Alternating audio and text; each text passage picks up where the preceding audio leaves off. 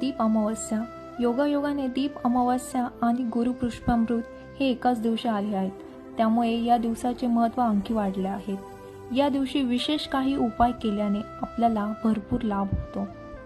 दीप अमावस्याची पूजा व विधी मी तुम्हाला सांगणार आहे. सकाळी किंवा संध्याकाळी घर स्वच्छ करून एक चौरंग किंवा पाट घ्यावा. त्या चौरंगावर तेलाचे दिवे, साधारण 5 दिवे मांडावेत.